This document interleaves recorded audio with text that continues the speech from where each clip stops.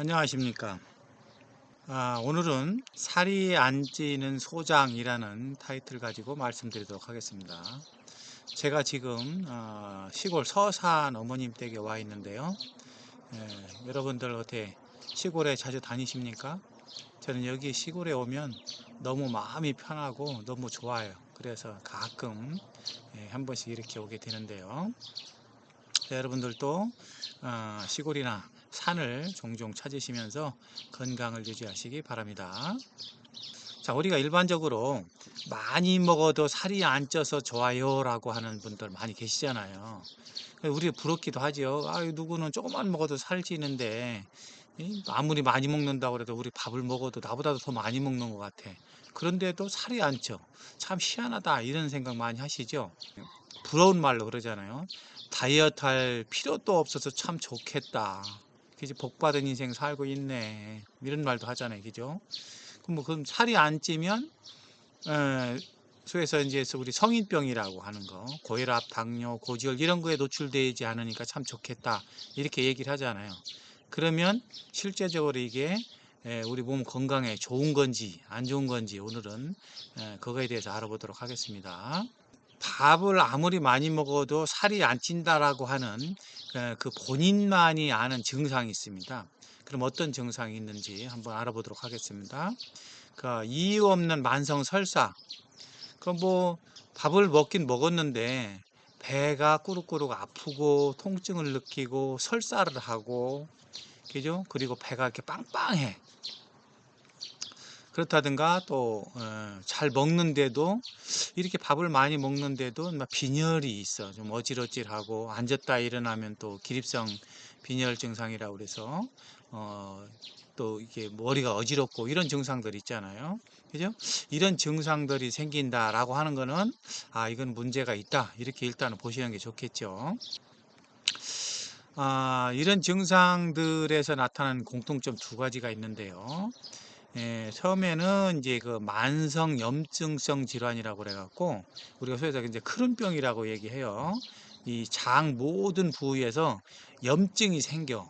그래갖고 우리 소위에서 이제 우리가 곱는다고 그러잖아요. 그런 증상들이 많이 나타나는데 특히 어디 이 소장은 우리가 12지장, 공장, 회장 이렇게 얘기하잖아요. 그 공장 부분, 그 대장하고 소장하고 연결되는 그런 부위에서 특히 많이 나타나는데 이렇게 되면 우리 몸 속에 배 속에 전체적으로 염증이 생긴다 이렇게도 볼 수가 있어요. 이게 이 크론병은 소화기계 그 12지장, 공장, 회장 전체 부위에서도 다 나타나기는 해요. 그런데 주로 나타나는 것이 대장과 소장이 연결되는 그 부위에서 많이 나타난다 이렇게 말씀드릴 수 있겠고요. 또 한 가지는 그 만성 자가염증 반응이라고 그래서 그 셀리악병이라고 하는데 얘는 그 우리가 밀가루라든가 이런 걸 먹으면 왜 끈적끈적한 부분 있잖아요. 그죠? 이 글루텐 성분이 소장의 그 육모를 파괴해요. 육모라고 하는 것은 소장에서 이렇게 융털기처럼 나와가지고 우리가 음식물을 섭취하는 부분이잖아요. 근데 이 섭취하는 부분을 다 망가뜨려서 이런 질환이 생긴다는 거지. 음식을 먹어도 살이 안 찌고 자꾸 말라가고 어떤 빈혈 증상이 생기고 이런 것이 생길 수 있잖아요. 그죠? 그래서 이 소장에서 두 가지로 나타날 수 있는 게 이런 크론병이라든가 그 다음에 셀리악병이라든가 이런 질환에 의해서 아무리 밥을 먹어도 어떤 그 살이 찌지 않는다. 그 소장의 장점이 있어요. 우리가 뭐 소화기계에 특히 뭐 대장암도 많이 걸리고 신장암도 많이 걸리고 간암도 많이 걸리고 이렇게 얘기하잖아요. 그런데 이 소장에는 특히 이 암이 잘 안 걸려. 그럼 이건 큰 장점이잖아요. 그죠? 그래서 왜 그런가를 한번 살펴보면 이 소장 같은 경우는 길이가 보통 한 3에서 4m 정도가 돼요. 평상시에. 근데 이게 이제 목 같은 거 목고에서 이렇게 늘어나잖아요. 그럼 늘어나면은 한 6 내지 7m가 된단 말이죠. 근데 이 긴 곳을 보통 한 2시간 내에 통과를 해야 되기 때문에 빨리 움직여. 그렇기 때문에 이 빠른 연동 운동 때문에 음식물이 한 곳에 머물러 있는 시간이 적다. 그렇기 때문에 만약에 그 암세포가 음식물 찌꺼기에 남아 있다. 그래도 어디 소장벽이나 이런 데 붙어 있을 시간 없이 그냥 빨리 통과를 하게 되는 거죠. 그렇기 때문에 이 암에 발생되는 확률이 많이 낮다. 이렇게 보고요. 그다음에 이 물기가 많다 보니까 그래서 먼저 음식물에서 나오는 물기, 그다음에 췌장액, 담즙액 이런 것들에 의해서 섞이다 보니까 물기가 많잖아요. 물기가 많다 보니까 어떻게 점막 세포에 상처 생길 일이 거의 없다. 그죠?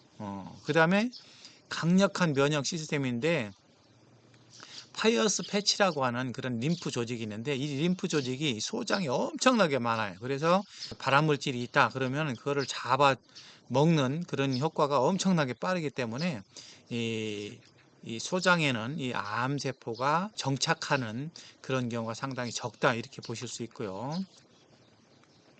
그 다음에 이게 이제 우리가 위에서 강력한 위산이 음식물하고 섞여 가지고서 내려오게 되면 음식물 속에 있는 위산을 중화시키는 능력이 없다고 그런다 그러면 그 소장 점막이 다 헐을 수가 있잖아요.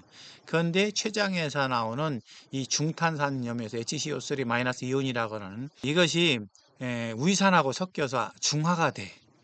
그러다 보니까 이 약간 알칼리성을 유지를 하면서 우리 세포를 보호하게 되는 그런 현상이 되고, 또 한 가지는 뭐냐면 이거 벤조피렌 수산화 효소라고 그래서 해독 효과를 내는 이 효소가 엄청나게 많아요. 그러다 보니까 암에 노출되는 그런 확률을 줄일 수 있는 이런 효과가 아주 크게 나타나는 것이 특징이다 이렇게 보실 수가 있고요. 그런데 이런 큰 장점이 있지만 중요한 거는 뭐예요? 이런 효과들이 잘 생기지 않는다 이렇게 된다는 건 뭐예요? 뱃속이 차가워서 꾸룩꾸룩하고 어떤 세균들이 자랄 수 있는 확률이 높아지고, 이렇게 된다 그러면 결국에는 소장에서도 암이 발생한다. 소화기계 전체적으로 생기는 암 중에서 보통 2에서 3% 정도의 암이 발생한다 그러는데, 아랫배가 차가운 현상을 유지한다 그러면 연동 운동하는 효과도 느려질 거고, 그죠? 작동을 제대로 안 하기 때문에. 그 다음에 수분이 많이 정체가 되고, 그리고 면역 시스템도 제대로 작동을 안 하게 되고, 그 다음에 이 알카리화 시키는 쇄독 효과를 가지고 있는 이런 효소의 작용이 저하되면 결국에는 여기서도 암이 발생할 확률이 높아지게 되는 거다 이렇게 말씀을 드릴 수 있겠습니다. 일상생활 속에서 이제 잘못된 그런 상식이 하나 있는데요. 뭐 예를 들어서 우리가 뭐 현미를 먹으니까 좋아요, 통곡물을 먹으니까 좋아요, 뭐 채소를 많이 먹으니까 좋아 이런 얘기 하잖아요. 근데 얘들이 많이 먹는다고 해서 꼭 좋은 거는 아니다. 왜냐하면 이런 것들 먹고 나서 배가 살살 아프다든가 배가 가스가 찬다든가 이런 현상이 생기면 소장에 이런 좋은 효과들을 망가뜨리는 효과가 생긴다 이렇게 되는 거죠. 그래서 우리가 아무리 좋은 음식을 먹어도 소장에서 받아들이지 않으면 독이 되는 거예요. 다른 말로 얘기하면 소장에서의 영양 흡수를 제대로 못 시킨다. 그렇게 된다 그러면 결국에는 우리 몸에 있는 소에서 독게스라고 하는 소에서 우리 몸에서 완전히 연소되지 않은 이런 음식물을 섭취를 한다든지 이렇게 됨으로 해서 결국에는 소장이 망가지는 그런 현상을 발현할 수가 있다. 이렇게 말씀드릴 수 있겠습니다. 그래서 아무리 좋은 음식이라도 내 몸을 편안하게 해주는 음식, 다른 말로 얘기하면 체질에 맞는 음식이라고 얘기를 하잖아요. 그런 걸 보고. 그죠? 몸이 차가운 사람이 찬 음식을 먹으면 소장의 연동 운동도 제대로 되지 않고 영양 흡수도 못하게 되고, 그 다음에 소장에 뭐 뜨거운 성질이 있는 사람이 뜨거운 성질의 그런 음식을 먹는다 그러면 염증성 발현들이 많이 생기고, 그렇기 때문에 우리가 음식을 뭐 따뜻하게 먹네 차가웠게 먹네 이런 것보다도 더 중요한 건 뭐예요?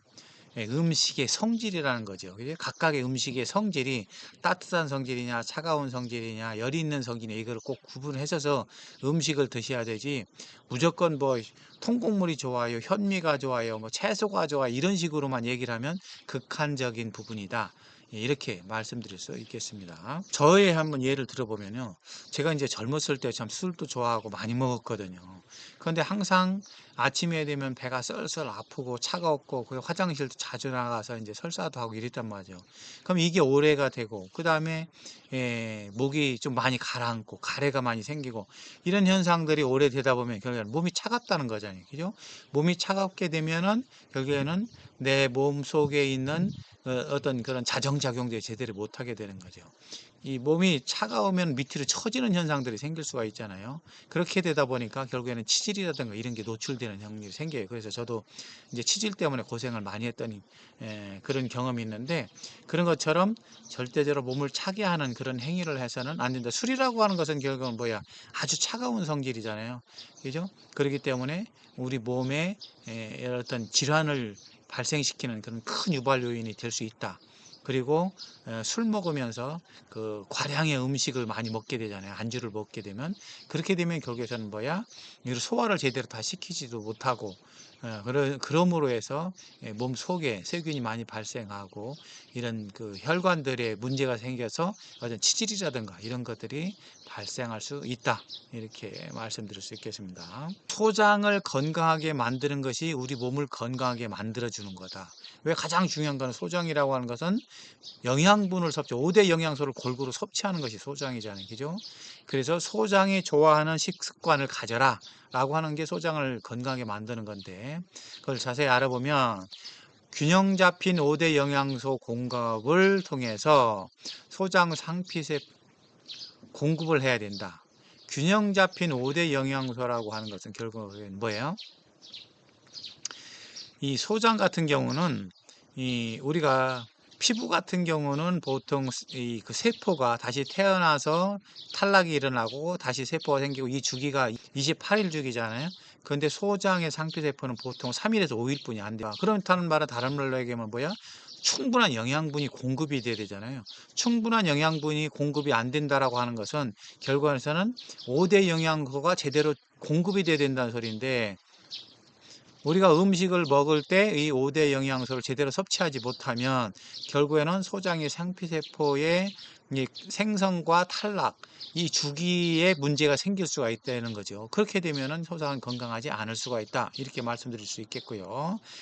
그 다음에 하루에 3끼를 규칙적인 식사를 해야 된다. 그렇게 함으로 해서 소장이 일할 때 일하고 쉴 때 쉰다. 쉰다는 말은 다른 말로 얘기하면 소장이 있는 찌꺼기를 스스로 청소하는 시간을 줘야 되거든요. 이게 안 되고 수시로 계속 먹게 되고 계속 일을 하게 된다 그러면 소장이 건강해질 수가 없잖아요. 그죠? 그렇기 때문에 하루에 3끼 적당량의 식사를 하면서 소장이 쉬는 시간을 확보를 해줘야 된다. 이렇게 말씀드릴 수 있고요.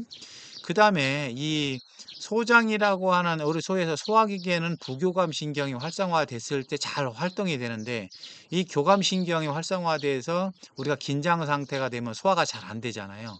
그렇죠. 그렇기 때문에 부교감 신경이 안정화될 수 있게끔 해주려고 그러면 특히 뭐야 혈액 공급이 잘 돼야 되잖아요. 그죠?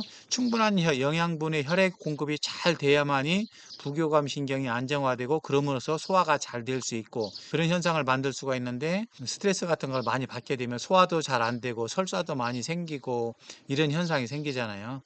그것은 왜 그러냐면 이 부교감 신경이 안정화 안 되고 교감 신경이 상승해서 그렇다 이렇게 보실 수 있고요.